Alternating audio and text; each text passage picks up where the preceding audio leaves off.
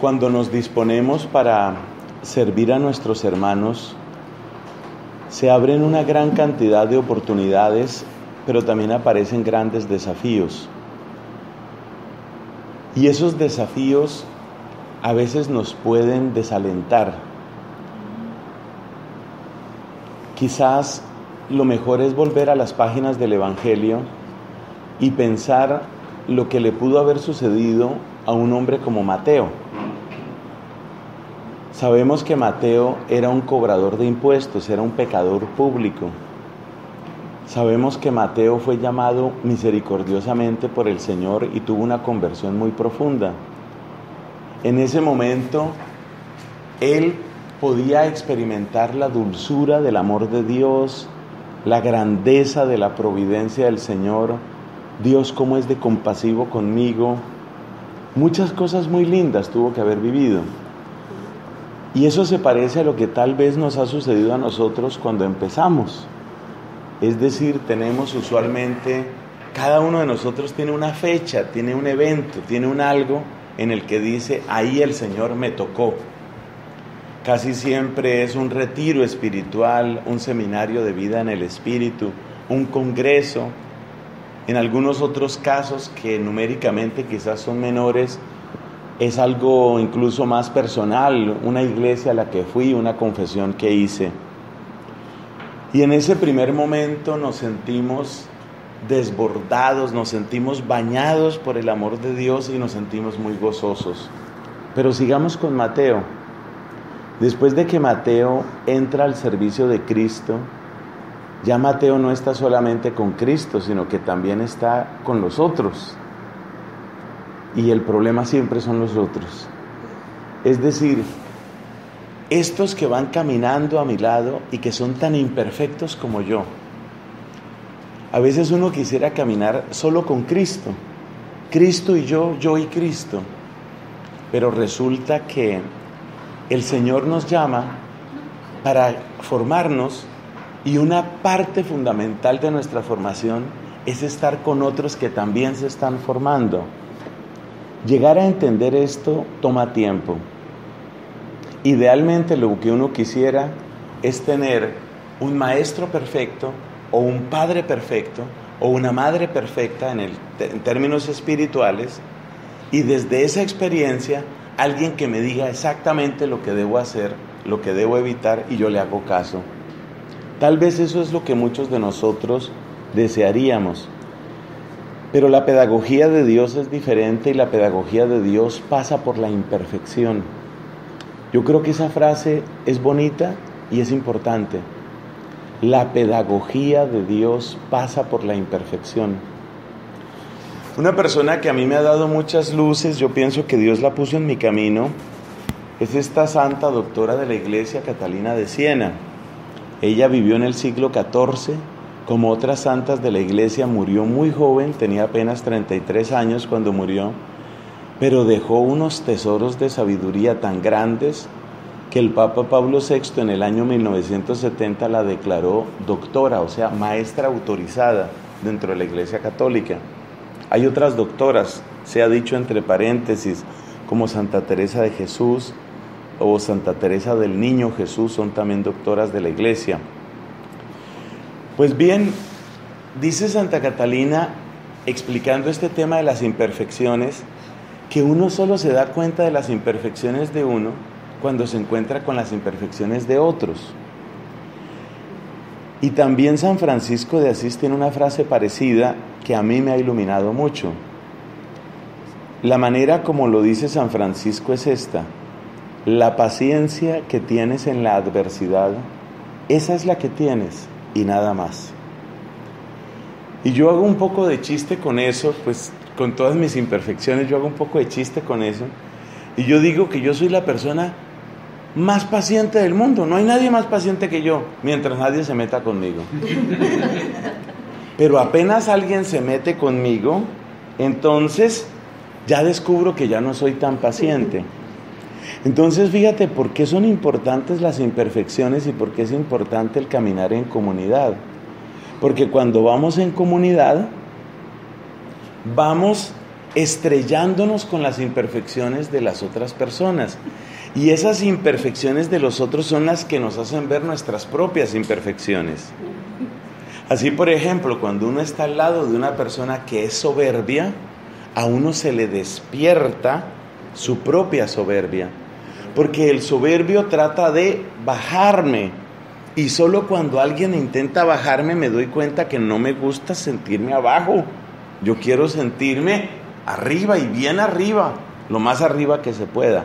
Entonces, al encontrarme con la soberbia de otro, en ese momento descubro mi soberbia. Esto vale prácticamente para todos los pecados, hasta el punto de que hay casi una ley en la vida espiritual, y es que lo que te fastidia en tu hermano es algo que tú tienes dentro. Porque aquello que nosotros no toleramos en los hermanos es porque nos está despertando algo dentro. Hay una imagen que utiliza el Papa Francisco y que la han utilizado otros, es la de la iglesia como hospital de campaña, que va muy unido a Cristo como médico. Fíjate que un buen médico no siente ni impaciencia, ni siente rabia, ni siente humillación frente a las heridas de las personas. Si alguien llega con una herida, el médico no siente impaciencia, pero ¿qué es esto? Que todos los días enfermos, todos los días, oye, pero es que todos los días. El médico no piensa así, porque él sabe que su vocación y su vida es precisamente esa, todos los días enfermos. La gran mayoría de los médicos que están ejerciendo su profesión saben que no van a pasarse la vida atendiendo sanos, sino atendiendo enfermos. Y no se sienten impacientes de eso. Yo admiro a quienes están en el campo de la salud. Un compañero mío, por ejemplo, sacerdote, hizo una especialización en psicología, además de su formación sacerdotal, para atender a los enfermos terminales y sus familias. Yo digo, qué vocación tan especial, porque este hombre es especialista en tratar a los enfermos que tienen semanas o días para morirse y sobre todo para atender a la familia. Los niveles de dolor que ese hombre ve prácticamente todos los días son muy altos, pero esa es su vocación. ¿A dónde voy con esto? A que nosotros deberíamos tener la mirada de Cristo, y la mirada de Cristo es la mirada del médico. Hagámonos esta pregunta: ¿cómo ve Cristo a un pecador? Básicamente lo ve como un herido, lo ve como un enfermo, lo ve como una persona que se está haciendo daño a sí misma. La demostración de que esto es así la tenemos en el relato de la pasión de Cristo. Recuerde usted que cuando estaban crucificando a Cristo, Él estaba orando. Y la oración de Cristo era esta: Padre, perdónalos porque no saben lo que hacen. Hagámonos esta pregunta: ¿por qué Cristo es capaz de orar por esas personas? Porque los ojos benditos de nuestro Señor tienen la capacidad de ver que el que está atacando a un inocente está cometiendo un pecado gravísimo. Y ese pecado gravísimo requiere que esté podrido de veneno por dentro para atacar al que no tiene culpa. Entonces, ¿quién está en peor condición? Pues ciertamente el inocente está sufriendo, pero el que está podrido por dentro y que de su podredumbre saca odio para el que no le ha hecho nada, ese está en peor condición. Esa es la mirada de Cristo. La mirada de Cristo ve la enfermedad en el otro. Por eso Cristo no queda contaminado por el pecado. Sobre esto nos hace reflexionar varias veces la carta a los Hebreos, cuando exalta la infinita pureza de Cristo sumo sacerdote. Por ejemplo, allí donde dice: ese era el sumo sacerdote que nos convenía, santo, separado del número de los pecadores. A Cristo el pecado no le hace pecar. A Cristo el pecado no lo contamina. En Cristo el pecado no tiene poder. Todo se debe ¿a qué? A los ojos. Como Cristo ve al pecador en clave de enfermedad, en clave de se está haciendo daño, incluso si me está haciendo daño a mí, mucho mayor es el daño que tiene esa persona. Cristo no es que no le doliera, ay Dios, qué tormento atroz el de la pasión. No es que no le doliera, sino que desde su mirada, Cristo se da cuenta de la espantosa condición de aquel que está atacándolo. Y desde ahí tiene la capacidad de orar por esa persona y sobre todo de no dejarse contaminar por esa persona. Esto vale para todo. Mire, yo conozco en Colombia, en mi país, conozco gente que trabaja en lugares muy difíciles de las grandes ciudades, particularmente de Bogotá. Sé de hombres y mujeres que trabajan, por ejemplo, en sectores donde hay mucha circulación de droga y donde hay muchos problemas de prostitución, tristemente hay que decir tanto masculina como femenina, porque realmente ahora hay de los dos servicios. Entonces pensemos, ¿cuál es la diferencia entre estos dos hombres? A uno de estos hombres vamos a llamarlo, por ejemplo, Juan, y al otro vamos a llamarlo Antonio. Juan es un hombre que tiene unos 35 años de edad y que va a ese sector deprimido de Bogotá, a ese sector de tolerancia y de prostitución de Bogotá. ¿A qué? A buscar una prostituta que se encuentra mujeres de distintas edades que están, esto es degradante decirlo, están exhibiéndose, están tratando de mostrar pues sus atributos, sus piernas, su cuerpo. Eso es lo que encuentra este hombre al que estamos llamando Juan. Juan, después de ver a varias de esas mujeres, empieza a sentir deseo lujurioso por alguna de ellas y finalmente consuma un acto de prostitución con una de esas mujeres. Ahora vamos al caso de Antonio. Antonio tiene la misma edad de Juan. Antonio también tiene 35 años de edad. Antonio también es hombre. Antonio también tiene todas sus hormonas masculinas, igualito que Juan. Pero Antonio va con una mirada distinta. Antonio va con la conciencia de que esas mujeres están siendo explotadas, están siendo humilladas. Muchas de ellas son enfermas. Muchas de ellas entraron en eso por extrema necesidad. Muchas de ellas tienen que drogarse, tienen que emborracharse para seguir realizando ese tipo de actividad. Entonces, son dos hombres perfectamente hormonados, ambos varones, ambos heterosexuales, a ambos les gustan las mujeres, pero mientras que Juan lleva una mirada que busca cómo satisfacerse, Antonio ha llegado con otra mirada, una mirada de compasión, una mirada que le hace consciente de la tragedia de esas mujeres. De manera que Antonio no siente excitación, Antonio no siente que esté reprimiéndose por no acostarse con una de esas prostitutas. Más bien lo que piensa Antonio, y esta historia es real, los nombres son cambiados, lo que siente Antonio es cómo podemos ayudar a que esta mujer salga de aquí. Y puede estar al lado de una mujer semidesnuda, y los que los vean pueden pensar lo que quieran, pero su mente, sus ojos están en otra cosa. Él está pensando cómo puedo ayudar a esta persona. Eso es Jesucristo. Por eso a Jesucristo no lo contamina ningún pecado, porque Jesucristo tiene esa mirada perpetua, que es la mirada perpetua de la misericordia, que es la mirada perpetua de cómo puedo ayudar, que es la mirada de cómo puedo servir para que esta historia dé un paso en la dirección de Dios Padre. Y esa mirada es la que hace que en Cristo haya siempre un océano de paz, porque su mirada es siempre una mirada de servicio, su mirada es siempre una mirada de compasión y de apoyo. Esa es la mirada que nos hace falta a nosotros, y esa es la mirada que nosotros no tenemos muchas veces. Les hablo por experiencia, quien les habla tiene muchas limitaciones. Esa es la mirada que muchas veces nosotros no tenemos. ¿Por qué no la tenemos? Porque nosotros estamos oscurecidos con las mentiras que nos decimos. Y una de las mentiras que nosotros nos decimos es que nosotros nos creemos mejores de lo que somos, más fuertes de lo que somos, más santos de lo que somos, más orantes de lo que somos.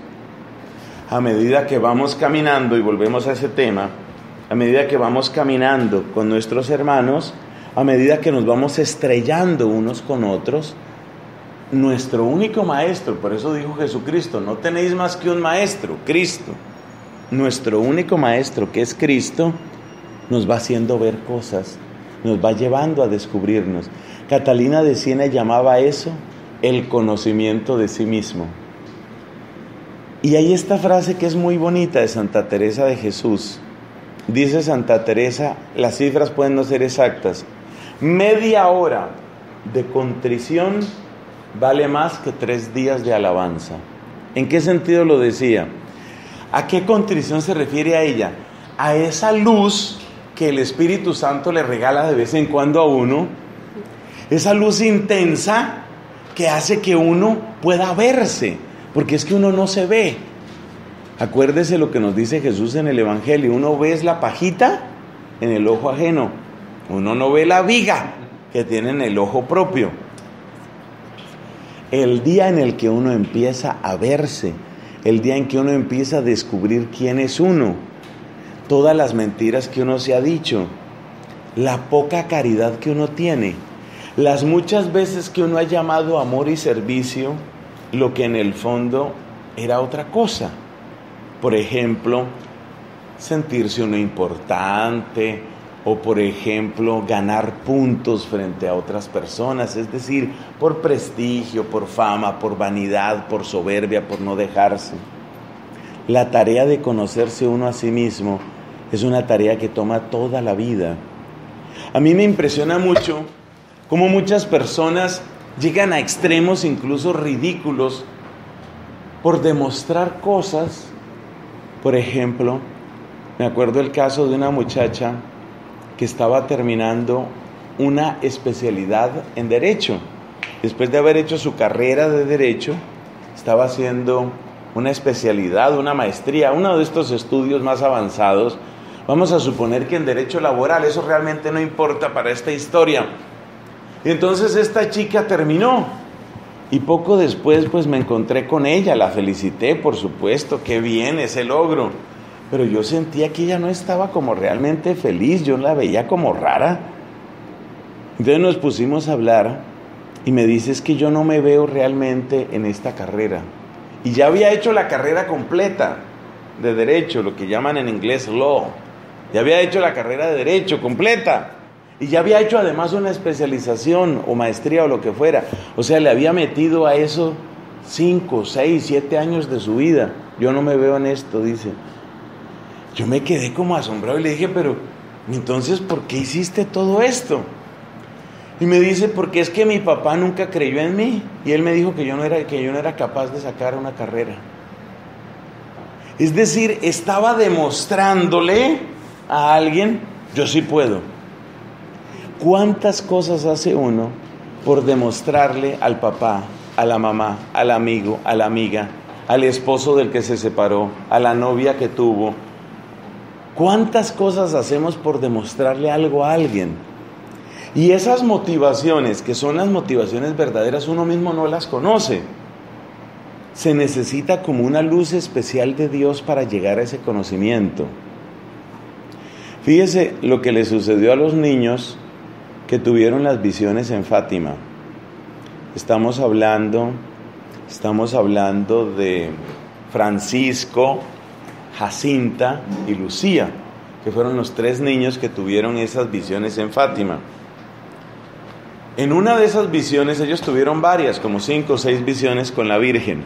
En una de esas visiones, Nuestra Señora la Virgen abrió como su manto, abrió como sus manos, y estos niños, ojo a las edades, en ese momento Lucía, que era la mayor, creo que tendría 13 años, máximo 14, y los otros estaban en los 10, 11. Pero mire esta experiencia tan hermosa. Ellos dicen que cuando la Virgen hizo ese gesto como de abrir, ellos vieron como una especie de pozo, como una especie de abismo, y se vieron a sí mismos, dicen ellos. Qué experiencia para unos niños. Se vieron a sí mismos un poco como Dios los ve. Ese es un don muy grande, ese es un regalo demasiado grande, porque cuando uno se ve a sí mismo, ahí es donde uno ve todo esto que hemos dicho, como muchas cosas que uno cree que son virtud, no son tan virtud. Pero atención, verse uno como Dios lo ve, también es ver las posibilidades que uno mismo no conoce. Como he tenido ocasión de predicarlo varias veces, recuerde el caso, por ejemplo, de San Pedro. Si hubiéramos entrevistado, por ejemplo, por decir algo, Radio Católica, Unidos por Cristo y María va a entrevistar a San Pedro. Pero en ese momento no era Pedro, sino que era Simón. Simón, el hijo de Juan, o de Jonás, que es el mismo nombre en hebreo. Bueno, vamos a entrevistar al pescador de Galilea, al jefe de pescadores en Galilea, y hagámosle esta pregunta. ¿Usted cómo se ve de aquí a 5 años? ¿Qué hubiera dicho él? Pues agarrando más pescado. Y de aquí a 10 años, si tengo fuerzas, todavía agarrando otro poco de pescado. Y de aquí a 15 años, yo creo que ya las fuerzas no me dan. Yo creo que ya me tendrán que llevar el pescado a la cama. Eso era lo que él veía. Solo Dios alcanza a ver posibilidades dentro de cada uno de nosotros que uno no se imagina. Ahí estaba el primer papa de la Iglesia Católica. Ahí estaba. Pedro no se hubiera podido imaginar nunca.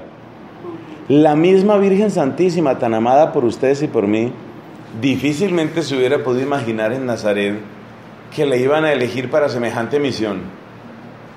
Pablo, perseguidor del cristianismo, nunca se hubiera podido imaginar. Por eso dice la palabra de Dios en Hechos capítulo 9, cuando le habla Dios a Ananías, el que bautizó a Pablo, cuando le habla le dice: yo le mostraré todo lo que tiene que sufrir por mí. Pablo no tenía ni idea de lo que se le venía encima.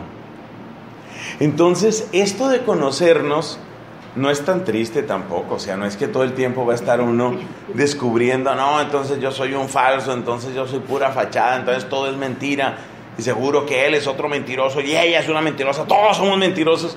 No, vamos descubriendo limitaciones y defectos, pero también vamos descubriendo ¿qué? Posibilidades, oportunidades. Solamente Dios sabe qué modelo de santidad tiene para cada uno de nosotros. Porque hay una cosa que es cierta: Dios no sabe mirarnos de otra manera, ni con otro lente que no sea el lente de la santidad. Eso sí no falla.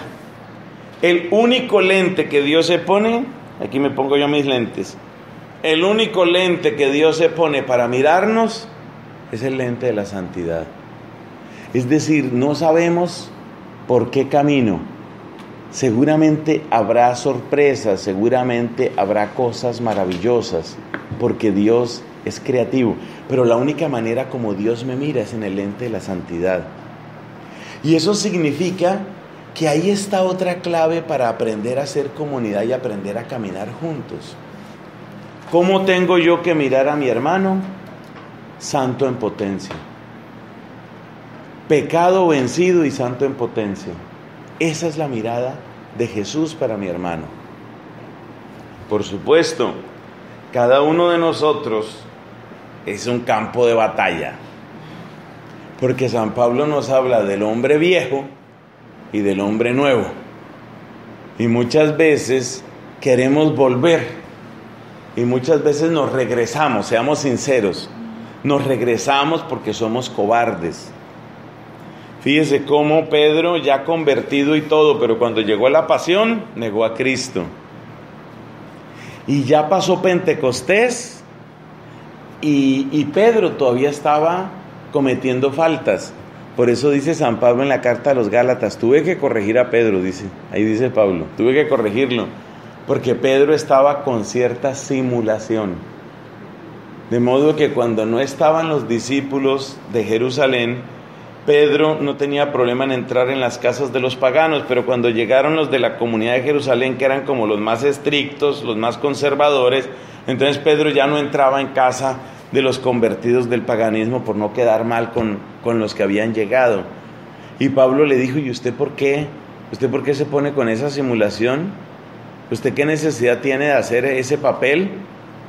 Y ya había recibido el Espíritu Santo.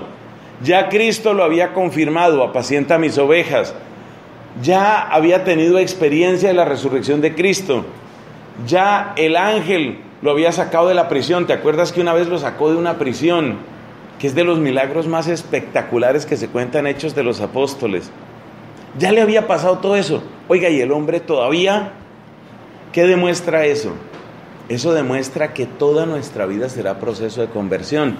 Pero nuestra mirada hacia nosotros mismos y nuestra mirada hacia los hermanos tiene que ser: soy un caminante. Y ella, mi hermanita, es una caminante. Y mi hermano es otro caminante. Si aprendemos a mirarnos como caminantes en los que Dios ya ha depositado tantísimo de su amor, si nos miramos como caminantes que tenemos una meta que es la santidad, ¿cuál será la santidad? No lo sabemos. No lo sabemos, no lo tenemos claro. Cuando eligieron obispo a un hombre llamado Ignacio, eso fue a finales del siglo I, comienzos del siglo II de nuestra era, nosotros lo conocemos como Ignacio de Antioquía. Cuando lo eligieron obispo, yo creo que este hombre se imaginó cualquier cosa menos lo que Dios tenía preparado para él. Él murió despedazado por las fieras en el Coliseo romano. Lo llevaron desde Siria, ustedes saben dónde está Siria, hasta Roma, y en el Coliseo romano murió despedazado por las fieras. Él no se imaginaba que Dios le tenía ese camino hacia la santidad. Lo que debemos tener por seguro es que Dios nos quiere santos, que todos somos caminantes, que vamos hacia esa meta. Entonces uno debe tratar con gran caridad y con gran mansedumbre. Uno debe tratar a los hermanos. ¿Por qué? Por las dos razones que hemos dicho. Si este hermano le costó sangre a Jesucristo, si este hermano fue razón de que Cristo subiera a la cruz, este hermano es precioso ante los ojos de Dios. Ahora que este hermanito ha querido venir así con su hija, permiso, yo hago una pequeña comparación ahí.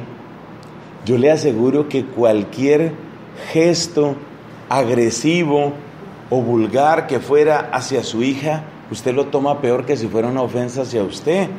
Es mi hija, cuidado con ella. Es mi hijita, mi hija, cuidado con ella. Así es Dios, Dios es celoso. Y tenemos que saber que así es como Dios mira a cada uno de los redimidos por la sangre de Cristo. Cuidado cómo me lo vas a tratar. Cada vez que vayamos a dirigirle la palabra a un hermano debemos pensar eso, que aquí al lado está Cristo. Y Cristo dice, cuidado cómo me lo va a tratar. Me costó sangre. Cuidado con él. Si uno recuerda eso continuamente, le aseguro que uno va entrando por los caminos de esa virtud tan bonita pero tan escasa que se llama la mansedumbre. Uno va tomando una actitud mucho más suave. ¿Por qué? Es amado de Cristo. Le costó sangre a Jesús. ¿Y dónde está Jesús? Aquí al lado de él. Entonces Jesús toma muy en serio el valor preciosísimo de su santísima sangre. Así que cuidado con él. Y así vamos aprendiendo a tratar a los hermanos. ¿No ve que salió del pecado por la fuerza de Cristo? ¿No ve que es precioso para Cristo? Hay que tratarlo con especial amor, con especial delicadeza. Pero además de eso, hay que tratarlo con especial delicadeza, porque usted no sabe el trono que le tienen preparado en la Jerusalén celestial. Entonces yo no puedo tratarlo a usted de cualquier manera, porque seguro que Cristo está pensando para usted un lugar bien bello en la Jerusalén del cielo. Entonces, si usted supiera, por ejemplo, ahora que hay elecciones presidenciales aquí, lo que pasa es que estos candidatos a veces son como para llorar, pero no pensemos en la calidad de los candidatos, sino pensemos simplemente en que son candidatos presidenciales. Si usted supiera que va a quedar de presidente o de presidenta, va a quedar tal o cual persona, y esa persona le ofrece su amistad, pues usted aprovecha para hacerse amigo, porque usted sabe, esta persona de aquí a la vuelta, ¡ay, Dios mío! seguro que va a ser una persona inmensamente importante. Eso es lo que tenemos que pensar cuando nosotros miramos a nuestros hermanos. ¿Conozco yo cuál es el trono de gloria que Dios ha preparado para usted? Yo no lo conozco, pero yo lo que sé es que Cristo lo mira a usted como un santo.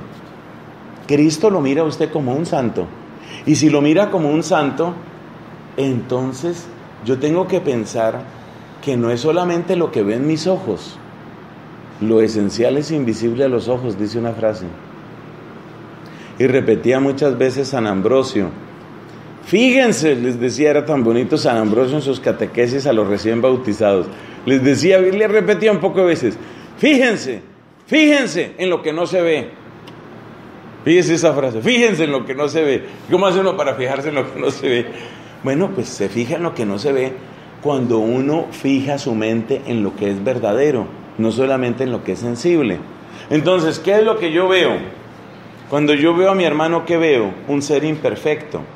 Pero este imperfecto va para un tremendo trono en la gloria del cielo.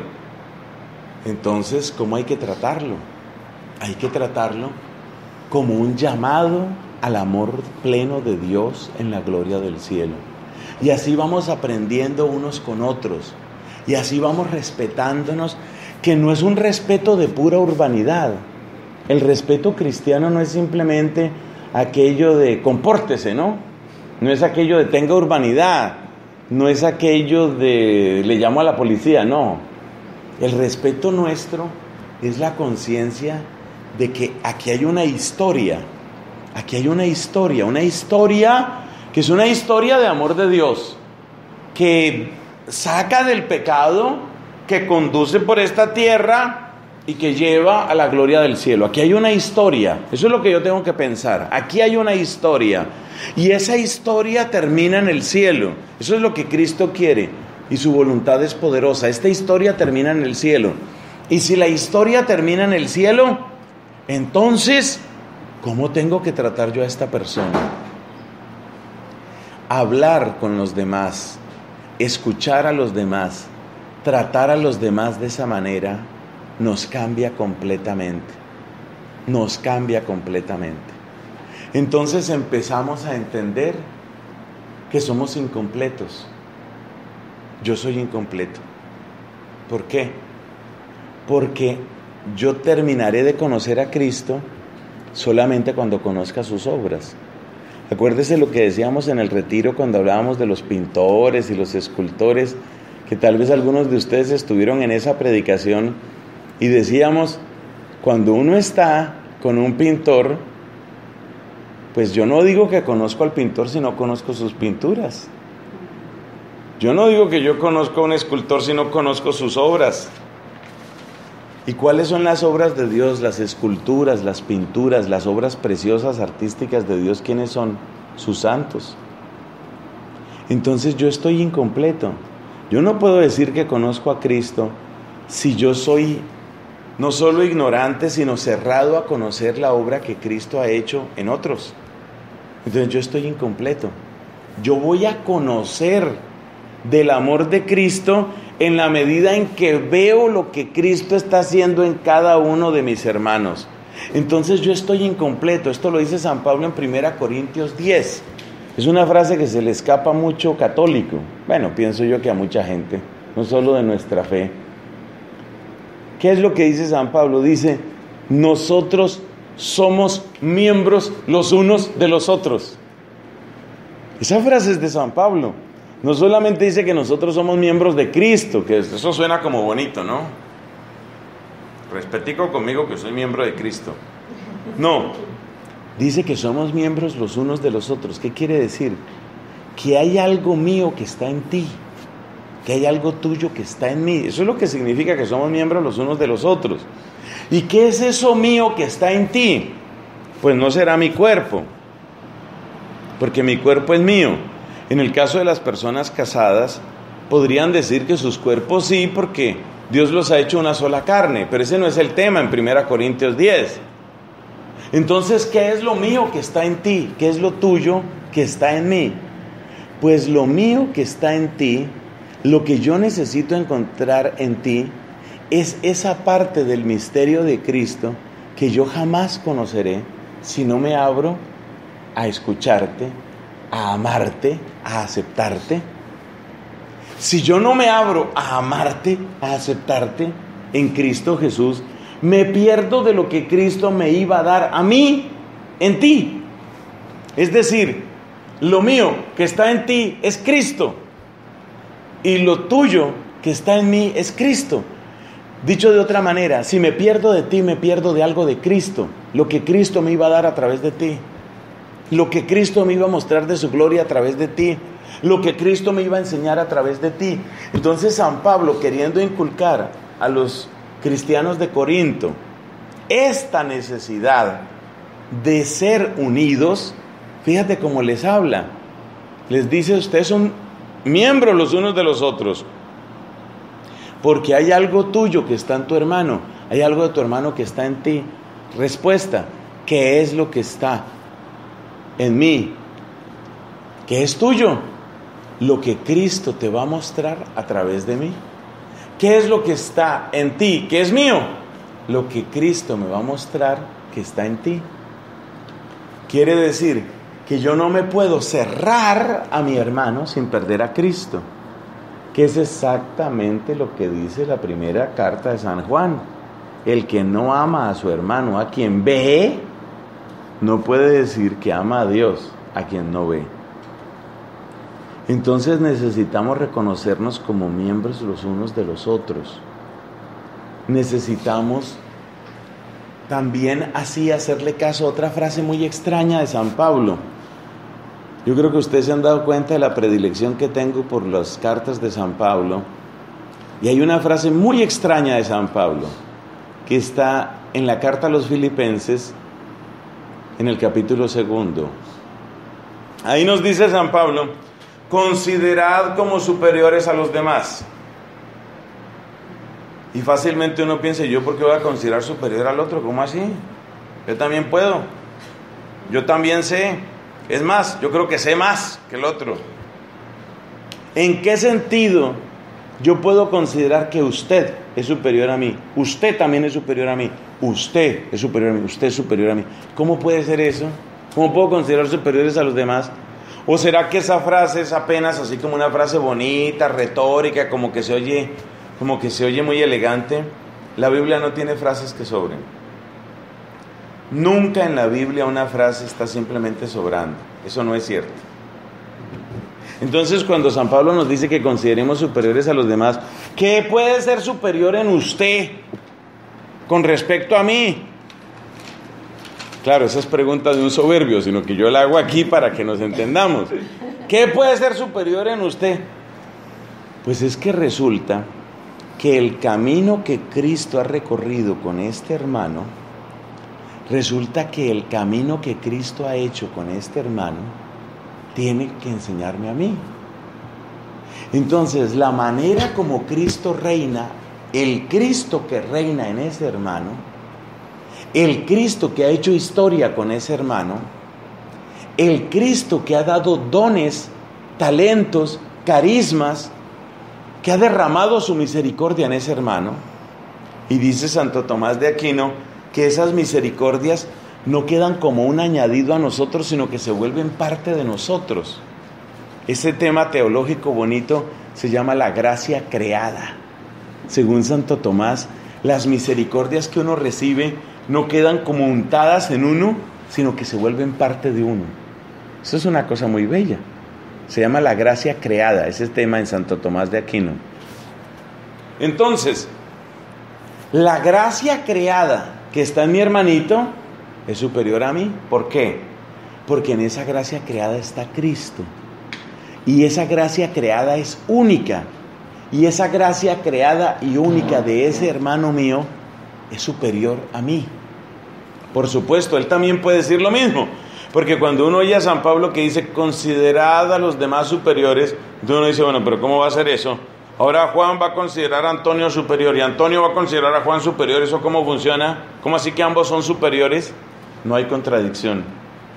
El Cristo que ha hecho una obra única en Juan es superior a la historia de Antonio en la medida en que Antonio tiene algo que aprender de ese Juan, tiene algo que recibir de ese Juan.